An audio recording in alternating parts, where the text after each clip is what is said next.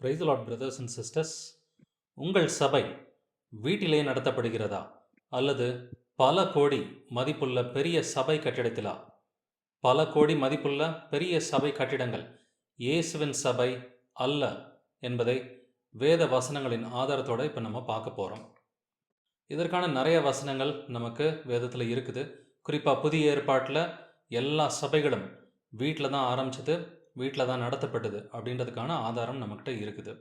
ரோமர் 16வது அதிகாரம் 5வது வசனம், அவர்களுடைய வீட்டிலே கூடி வருகிற சபையும் வாழ்த்துங்கள். அகாயாவிலே கிறிஸ்துவுக்கு முதற் பலனாகிய என் பிரியமான எப்பனத்தை வாழ்த்துங்கள். கவனிச்சு பாருங்க இந்த வசனத்தை. அவர்களுடைய வீட்டிலே கூடி வருகிற சபையும் வாழ்த்துங்கள். சபை வீட்டில் தான் கூடுச்சு அப்படின்றத ரோமர் 16:5 நமக்கு தெளிவுபடுத்துது. 1 கொரிந்தியர் 16:19 இந்த வசனத்துலையும் பார்த்தீங்கன்னா சபை வீட்டில் தான் கூடுச்சு அப்படின்றது நமக்கு தெரியும்.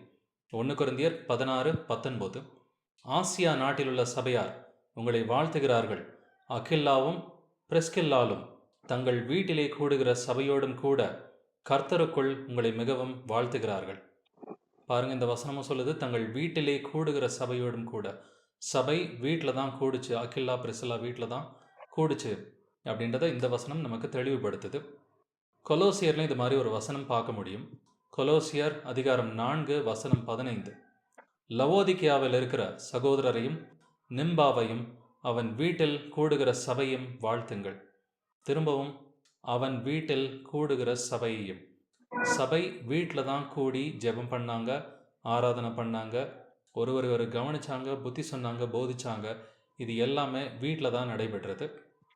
பிலமோன் 2வது வசனம், பிரியமுள்ள அப்பியாளுக்கும் எங்கள் உடன் போர் சேவகனாகிய அர்கிப்புவுக்கும் உம்முடைய வீட்டிலே கூடி வருகிற சபைக்கும் எழுதுகிறதாவது. இந்த வசனத்துலையும் பாருங்க, உம்முடைய வீட்டிலே கூடி வருகிற சபைக்கும் அப்படின்னு சொல்லுது.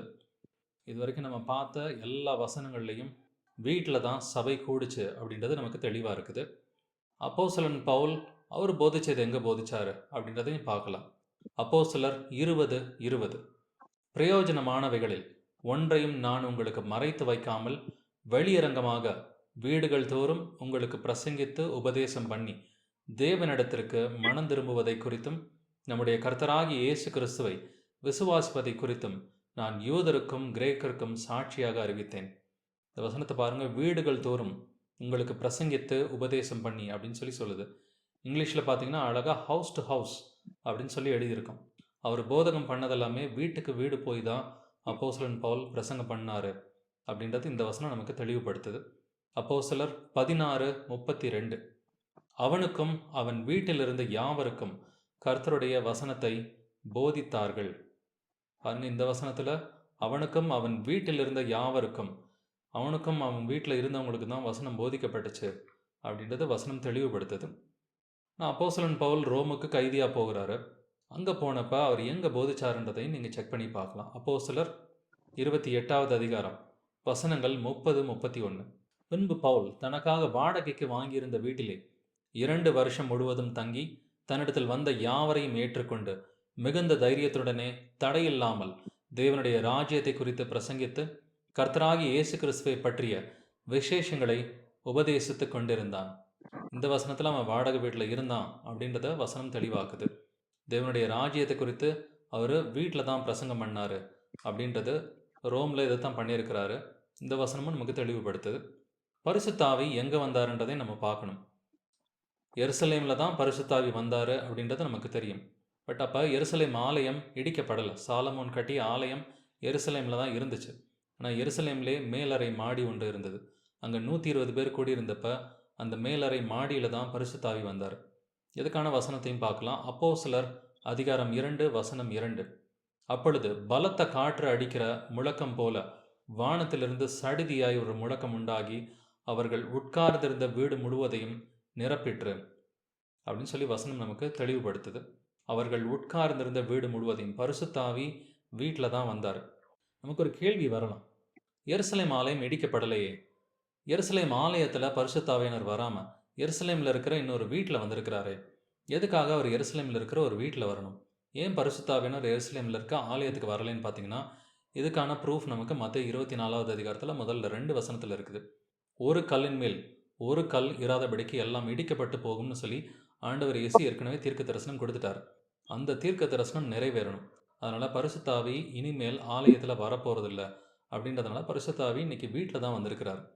அப்போஸ்தலர் 10வது அதிகாரம் 44வது வசனத்தில் கொர்நேலியு வீட்டுக்கு பேதுரு போகிறாரு. போகிறப்ப அங்கேயுமே வீட்டில் தான் பரிசுத்த ஆவியானவர் இறங்குறாரு. அப்போஸ்தலர் 10:44. இந்த வார்த்தைகளை பேதுரு பேசி கொண்டிருக்கையில் வசனத்தை கேட்டவர்கள் யாவர் மேலும் பரிசுத்த ஆவியானவர் இறங்கினார். பரிசுத்த ஆவியானவர் வசனத்தை கேட்டவங்க மேலே இறங்கினார். அது எந்த இடம்னு பார்த்தீங்கன்னா அது ஆலயம் கிடையாது, இது கொர்நேலியோட வீடு. பரிசுத்த ஆவியானவர் பலமாக இறங்கினது அப்போஸ்தலர் பணியில் 2 இடத்துல அவங்களால பார்க்க முடியும். ஒன்று பெந்தகோஸ்தே அன்னைக்கு, இன்னொன்று கொர்நேலியு வீட்டில். ரெண்டுமே வந்துட்டு வீட்டில் நடந்த காரியங்கள் தான். பட் இது நம்ம எதுக்காக பேசுகிறோம்? ஆலயத்தில் கூடுறது தப்பா? ஆலயத்தில் வந்துட்டு கூடி ஜெபிக்கிறதுல நமக்கு என்ன தப்பு இருக்குது அப்படின்னு சொல்லி நீங்கள் நினைக்கலாம். ஆலயத்தில் கூடும் பொழுது நீங்கள் தசம பாகம் கொடுக்கணும், காணிக்கை கொடுக்கணும், இதுதான் கர்த்தருடைய வீடு, இதுதான் தேவனுடைய ஆலயம்னு சொல்லி அநேக பொய்களை சொல்லி நிறையா பணத்தை இன்றைக்கி சபைகள் வாங்கி வச்சுக்கிறாங்க. இன்றைக்கி இந்த சபைகள்கிட்ட எவ்வளவு பணம் இருக்குது அப்படின்றத நீங்கள் ஒரு ஸ்டாட்டிஸ்டிக்ஸ் எடுத்து பார்த்தீங்கன்னாக்க, கத்தோலிக்க சபைக்கிட்ட மட்டுமே உலகம் பூரா பார்த்தீங்கன்னா கிட்டத்தட்ட 7 லட்சம் ஸ்கொயர் கிலோமீட்டர்ஸ் நிலங்கள் இருக்குது.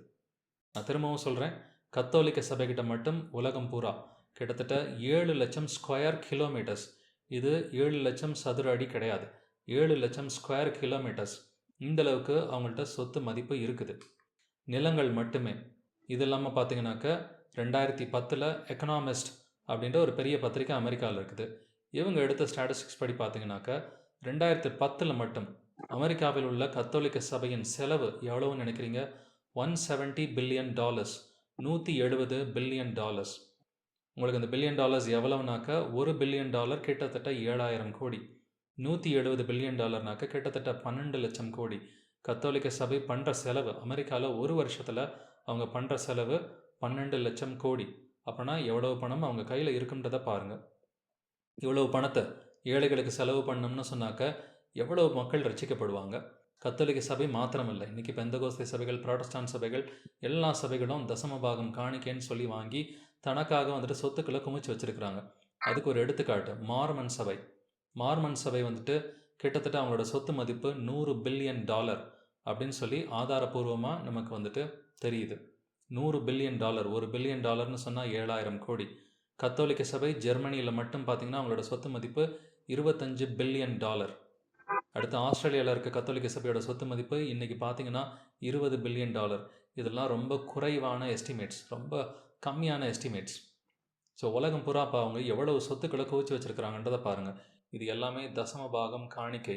இப்படி மக்களை ஏமாற்றி பிடுங்கி ஏழைகளுக்கு ஒன்றும் கொடுக்காம, கஷ்டப்படுற மக்களுக்கு எதுவும் செய்யாமல் வந்துட்டு இயேசுவோட சுவிசேஷம் தடுக்கப்பட்டிருக்கிற இடம் பார்த்திங்கனாக்க அது இன்றைக்கி சபை கட்டடங்கள். இன்றைக்கி ஜெயில் கைதிகள் மாதிரி வந்துட்டு இன்றைக்கி மக்கள் எல்லாம் வந்துட்டு சபை கட்டடங்களுக்கு போயிட்டு வந்துட்டு இருக்கிறாங்க. 6 நாள் நம்ம எப்படி வேணால் வாழ்க்கையை வாழலாம். 7வது நாள் ஒரு நாள் சபைக்கு போயிட்டு நம்ம ஆராதனை பண்ணிட்டு வந்தோம்னு சொன்னாக்க நம்ம பரலோகம் போயிடலாம் அப்படின்னு சொல்லி ஒரு தவறான ஒரு சுவிசேஷத்தை இன்றைக்கி சபைகளில் போதிக்கிறாங்க. இங்கே வரணும், இங்கே வந்து நீங்கள் தசம பாகம் காணிக்க கொடுக்கணும், எங்களுக்கு கட்டுப்பட்டு இருக்கணும். இந்த ஒரு தவறான சுவிசேஷம் நமக்கு வேதத்தில் கிடையாது. 2 கொரிந்தியர் 11வது அதிகாரம் 4வது வசனம் நீங்கள் படித்து பார்த்தீங்கன்னா உங்களுக்கு தெரியும். அவர்கள் வேறொரு சுவிசேஷத்தை அறிவிப்பார்கள் அப்படின்னு போட்டிருக்கு. அவர்கள் வேறொரு ஆவியை பற்றி பேசுவாங்க, வேறொரு இயேசுவை பற்றி அவங்க போதிப்பாங்க அப்படின்னு போட்டிருக்கு. இன்றைக்கி சபைகளில் அது ரோமன் கத்தோலிக்க சபையாக இருக்கட்டும், பெந்தகோஸ்தே சபை, புராட்டஸ்டாண்ட் சபை, இன்றைக்கி இந்த சபைகளெல்லாம் போதிக்கப்படுற இயேசு பார்த்திங்கன்னா உண்மையான இயேசு கிடையாது, இது வேறொரு இயேசு. இங்கே போதிக்கப்படுற சுவிசேஷம் வேறொரு சுவிசேஷம், அது உண்மையான ராஜ்யத்தின் சுவிசேஷம் கிடையாது. இங்கே இவங்க அறிவிக்கிற ஆவி பார்த்திங்கன்னா பரிசுத்த ஆவி கிடையாது, அது வேறொரு ஆவி. ஸோ இதெல்லாம் நம்ம வேத வசனத்தை வச்சு தான் நம்மளால் புரிஞ்சுக்க முடியும். இப்போ இவ்வளோ வசனங்கள் பார்த்ததில் நமக்கு புரிகிற ஒரு காரியம் பார்த்திங்கன்னா, வீட்டு சபை ஒன்றே புதிய ஏற்பாட்டில் உள்ளது. உங்கள் சபை வீட்டிலே நடத்தப்படுகிறதா அல்லது பல கோடி மதிப்புள்ள பெரிய சபை கட்டிடத்திலா? பல கோடி மதிப்பிலுள்ள பெரிய சபை கட்டிடம் இயேசுவின் சபை அல்ல. இதை நம்ம நல்லா தெளிவாக புரிஞ்சுக்கணும். சகோதர சகோதரிகளே, இப்படிப்பட்ட கள்ள சபைகளை விட்டு வெளியேறி வீட்டு சபையில் சேர்ந்து கொள்ளுங்கள். இந்த படிப்பினை சம்பந்தமாக உங்களுக்கு கேள்விகள் இருந்தால் ஸ்க்ரீனில் இருக்கிற என்னோடய மொபைல் நம்பருக்கு கால் பண்ணுங்கள். Praise the Lord Jesus.